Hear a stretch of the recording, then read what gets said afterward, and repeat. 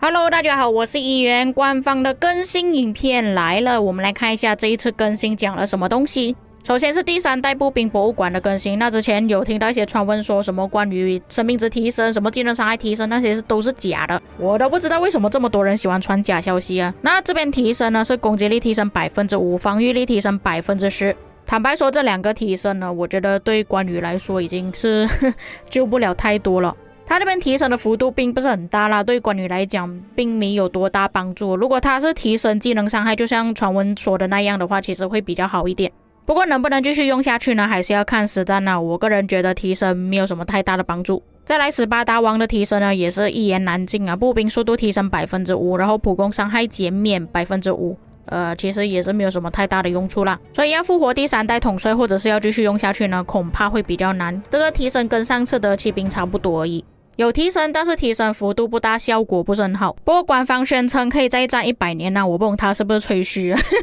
还有就是第1代的工兵提升，可以看到图特摩斯的工兵攻击力提升变成 45% 了。第3阶段是增加了 20%， 但是生命值并没有提升。西德也是从原本的工兵攻击力提升 25% 变成 35%， 它提升的幅度只有 10%。里程柜的提升从原本的技能伤害提升 5% 变成 12%。我认为官方会提升技能伤害，主要是因为不是很多人都是用里程柜搭配工兵的，都是搭配其他兵种的，所以它提升技能伤害。所以可以看到西德的提升是比较烂一点的，图特摩斯还比西德更好。虽然里程柜的提升幅度并不是很大，但是它这个提升是可以让它继续用下去的。接着就是移动设备，玩家可以在操作界面上看到5至7队的部队了。终于更新了，这样你们就可以明确看到自己哪一个部队正在被打，或者是有哪一个部队跑得比较远，你就可以比较方便的拉回来，会比较快一点。另外一个就是派遣部队的时候，你们可以勾选要用回你原本保存的军器装备，还是只是想要派部队出去而已，不想要用到军器装备。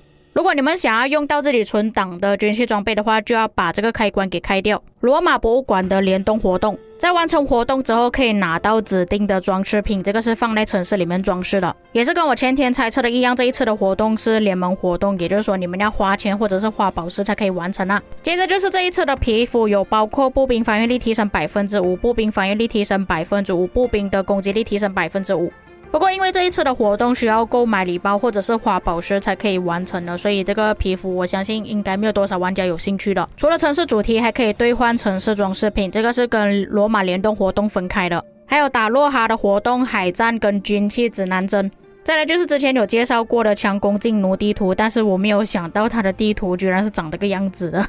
这个地图不就是英雄战歌的地图吗？也就是官司、官气还有皇庭有战斗。在联盟界面里面增加了招募界面，你们可以招募一些玩家，可以要求他们战力要有多少，然后一些详细的资料全部都可以在这里看到。这样会大大帮助我们去招募更多的玩家，或者是让一些玩家找到更适合自己的王国。再来就是城市的摆设，之后你们可以看到哪一些玩家他的摆设比较漂亮的，跟他们要求叫他们分享过来，然后你们直接复制放在自己城市都可以了。接着增加新的活动，军器刮刮乐，这个不出意外的话应该也是有自己专属的礼包。那这边有说到每一天都会重置的，如果你那些 ticket 没有用完的话，可以留到下一次活动再继续使用。你可以免费或者是手动刷新5次，然后之后你要刷新的话就需要花宝石了。那其实这个活动给我的感觉有点像降薪特惠啊。不过这个活动是有保底的，他这边说到肯定会有拿到特定的军器，是有3个词条一样的。当然我相信有一些玩家会担心说他这个3个词条是不是全部都是工程车，他这里有特别注明没有包括工程车的提升，所以他这个额外获得的奖励肯定是只有步兵、骑兵、工兵3位提升而已，而不会有工程车。但是你其他刮刮乐可能刮到不同的，可能会有一些工程车啦。另外一个保底就是会给你铭文，但是他这里并不是说专属铭文，有可能是其他的铭文，这个就要看你们的运气了。然后这个活动可以自己选择你们想要的军器类型，城市等级必须要超过8等级的玩家才可以参加。然后如果你是在活动期间移民的话，这个活动将会刷新。那其实官方影片有分享他们的概率，那你们可以看到这边的概率，其实你拿到传说的军器概率还蛮高的，有 24%， 但是你们要拿到有铭文的金色军器只有 3.3% 的概率，紫色有铭文的军器 14%， 紫色没有铭文的军器 57%， 就是里面可能会有铭文的你们看到的外观又会是长什么样子，这个可能我们之后再研究吧。然后活动界面是长这个样子的，在左上角你们可以选择自己想要的阵型，然后右边你们可以看到要使用的券，这个肯定是要用钱买啦，我个人觉得。还有就是你们可以刷新，像那个活动其实还蛮好的，它这里直接有给你们看有什么属性，就比方说下面的有2个骑兵，一个是打野蛮人，另外一个是2个工兵的，你们可以选择这些来换，但是相对的你们要使用的券会比较多一点，尤其是金色，你们可以看到在下面最右手边那个它是特别贵的，需要用到26个券。简单来说就是1分钱1分货啦，你要拿到金色有可能有铭文的话，它当然会贵一点。再来就是重置版地图，它里面的那些设计全部都是重新设计过的，这就看我有没有机会去测试啦。如果有机会的话，我去里面看一下，然后吐槽给各位听。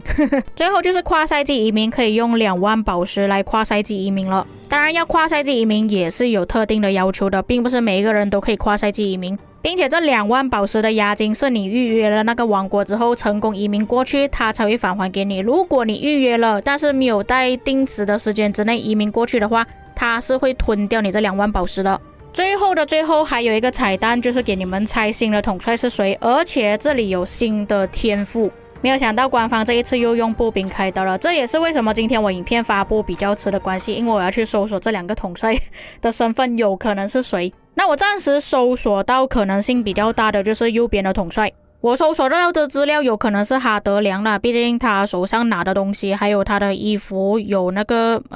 布吗还是什么不知道手拿着武器还有卷轴的位置是一致的，所以我觉得有可能是他。不过我自己也不确定身份啦，因为真的是长得太像了。但是以头盔造型来说的话，一般来讲都是跑不掉了，大概率都是罗马统帅或者是希腊统帅那一代，毕竟还有加上这一次的联动嘛，我之前也是有猜测过有可能其中一个统帅是来自罗马的。但是左手边的统帅其实你们可以从一些特点上就可以看到，其实他不是罗马统帅，包括他手上拿着的盾，那要狮子造型并且拿着盾的话，其实是比较符合英格兰跟法国那一代，尤其是英格兰，再加上他的造型其实看起来有点像威廉，威廉也是法国英格兰的那一代的，而且你们可以仔细看威廉的鞋子也是跟这个新统帅的鞋子是差不多的，虽然他的特点还蛮多的，而且也可以掌握到他是属于哪一代的统帅，但是要找到他真实身份也是比较困难的。不过我搜索到有可能身份是他瓦尔德马一世，这个是来自丹麦的国王，会觉得这个比较像是因为他的头盔也是有2个类似像翅膀或者是触须之类的。还有另外一个是我看到有其他的人去设计他的 3D 模型的时候是长这个样子的，可以看到他是拿着斧头并且是拿着狮子盾，当然这个也是我个人猜测而已啊，我也不确定到底是不是对的。不过我还是比较偏向于他的身份是属于英格兰的，因为英格兰的狮子跟丹麦的狮子有一点不同。至于他们所说的新天赋又是哪一个天赋呢？因为以顺序来看的话，他们这一次的新步兵应该是集结统帅，有可能是针对于集结所设计出来的新天赋。所以各位对于这2个新的步兵统帅会不会感到很好奇呢？你们觉得新的天赋还有他们的身份又是谁呢？那么以上就是本期内容啦，至于各位有什么看法可以在评论区给我知道，我们下个影片再见。